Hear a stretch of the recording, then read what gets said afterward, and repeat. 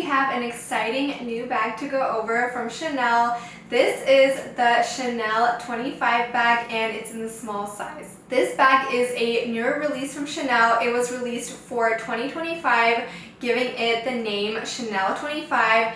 It seems like Chanel has been doing this every few years. Like they have the Chanel 19, the Chanel 22, and they're kind of just like naming some new bags for that year, and they're kind of trying to make them like that year's it bag. So this is this year's it bag. It's a new style. It's kind of like a mix of a bucket bag, a tote, and it just has a lot of cool and new features that we will take a look at. If you're new here, be sure to subscribe to my channel to stay updated with all my new posts, and give this video a like if you love new bags from Chanel or if you just love luxury bags in general. Let's get right into it. So this is the small size. However, I would say that this is definitely not a small bag. You can see that it's a good, generous size.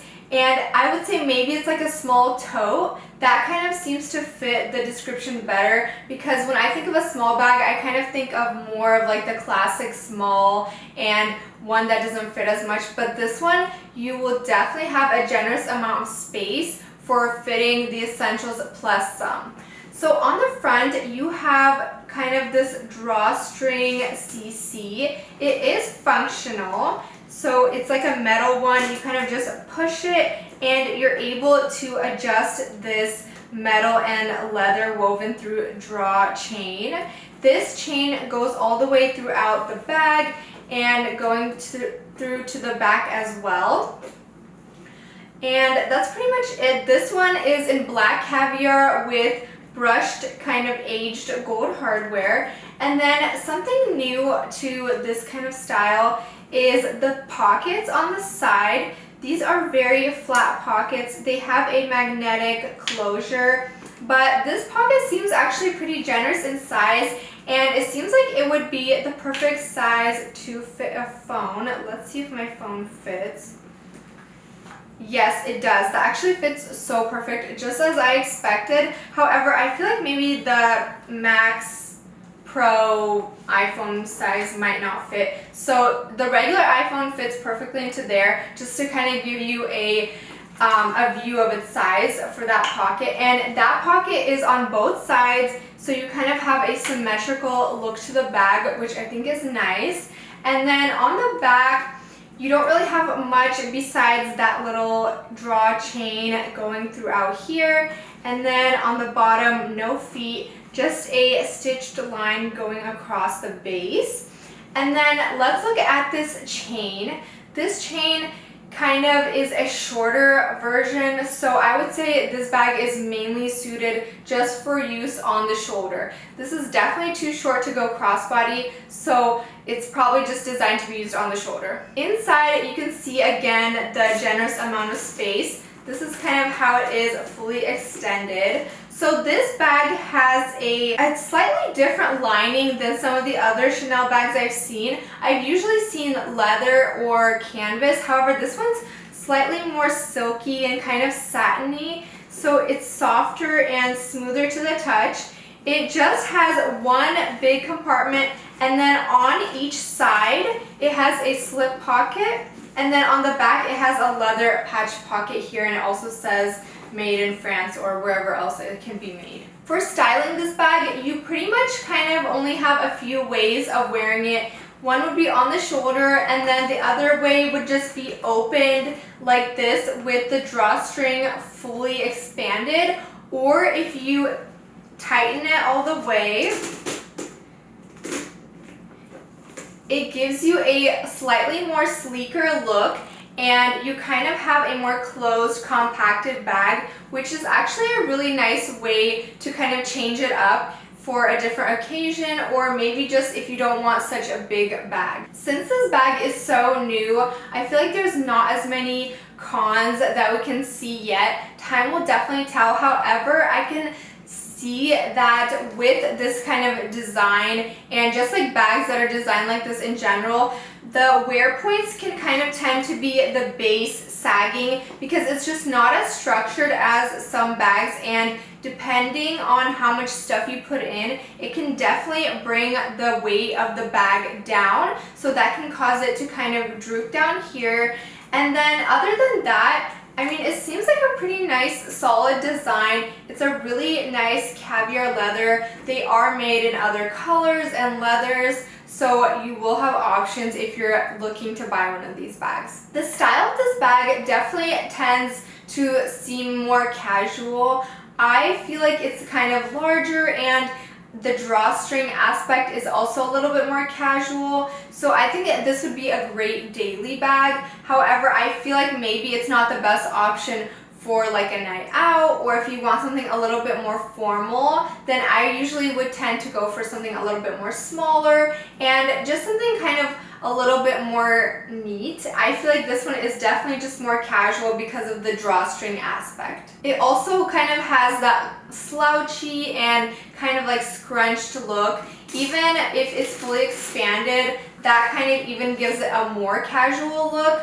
So that's just something to keep in mind, and just so you can think about how you tend to use your bags. If you need something a little bit more casual or formal, then that can help you decide if this would be a good option. Let's take a look and see what can fit into this bag. We'll start with the bag fully expanded on the drawstring, and just so we'll have easy access to put stuff inside. So let's start out with my large wallet. Again, this bag is very generous in size, so I feel like all my stuff will fit. Plus, there will be much more room for other stuff. Let's do my keys, and then like a small pouch. Honestly, I will say that the pockets on the sides are really small, and I feel like you wouldn't really use them for like bigger stuff. Like even my keys, it's kind of like a challenge to kind of fit them in that pocket. But something like this little lip gloss would fit great into there. This lip balm is actually a new purchase, and I'm obsessed with it. It's so nice, and I actually really recommend it. I like it so much better than the Summer Fridays one, and I'm actually wearing it right now. I think it's called the Balsam Glaze color, but I just love it. It's like that more purpley color, and it's really, really hydrating and lasts such a good amount of time. But yeah, so let's move on. We have a full sunglass case, and then we have my phone. And actually, I can fit my phone into like one of these pockets. Honestly, this pocket is just a little bit, I mean, it's not tight, but you kind of have to like, it's not just super easy to like slip your phone. So I feel like I'd probably end up putting my phone just in that main pocket just for convenience. And that's how everything fits. I mean, there's still so much more room. So you can fit like a little notebook, probably even like an iPad mini, or maybe even a full-size iPad. I don't have one to check, but you can check with the dimensions just to be sure. However, you can see that there's definitely a good amount of space in there. So that's why I think this again is just such a great daily bag, especially if you need to carry a little bit more than just the essentials, or you just want to have a bag that fits everything comfortably without kind of being super tight.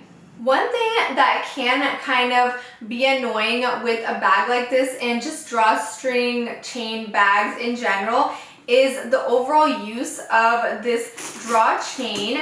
I feel like it's kind of a hassle to do it up all the time, and just even with this one, to do it up, it's a little bit time consuming. And so I feel like you would just end up not really using the draw chain, especially because once you close it, it's a little bit harder to get your items in and out. And so if you just put everything in there and leave it for the whole day, then I guess that's fine. But if you get your stuff in and out very frequently, like your phone or keys or something, I feel like it's easier just to have it about halfway open or just fully open. And that way you'll just have the easiest access, and you won't always have to kind of fiddle with this closure thing. Let me give you a close-up view of this bag so you can see all the details.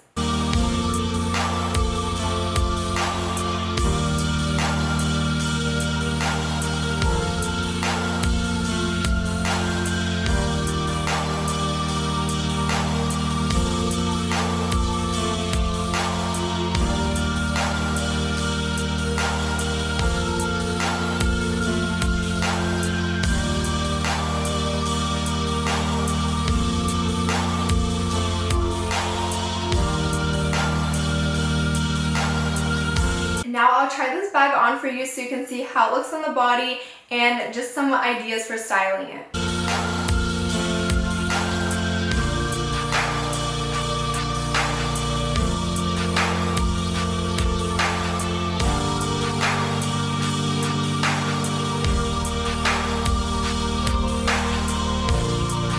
One thing to note about wearing the bag with the drawstring fully closed like this is that it is a little bit more narrow having it on your shoulder. So when you kind of go to rest your arm down, it hits this top part, or you kind of have to push the bag back. So it is a little bit maybe not the most comfortable. However, when you have it open like this, I feel like your arm naturally has somewhere to rest, and that seems a little bit more comfortable. However, it also pushes on this leather piece, and that's just something that I'd like to note because it's good to see where the bag will be bent, and that can kind of affect the shape just by wearing it kind of more comfortably like this. That's pretty much all there is to the Chanel 25. I'm curious to see what you guys think of this bag. Do you think it's going to be the next it bag? Do you think that it's going to be popular and hot at first and then maybe kind of slowly die down? I feel like that's kind of what happened with the Chanel 19 and also the Chanel 22. When they were first released, they were so popular, especially the Chanel 19. They just tend to see popularity rise super high in the beginning when they're first released, and then over the course of months or maybe even years, they kind of, fizzle out, and obviously there's new releases that people focus on, and then these kind of get the backseat. So we'll see how this one progresses in time. Maybe not the most versatile because, again, you can only wear it on your shoulder, and it doesn't have a crossbody strap, which I know is a must-have for some people when buying a bag, but some people only like to wear bags on the shoulder, so this would also be a good option for them. Let me know your thoughts on this bag down below, and that's all for today. Thank you so much, and I'll see you on the next one. Bye!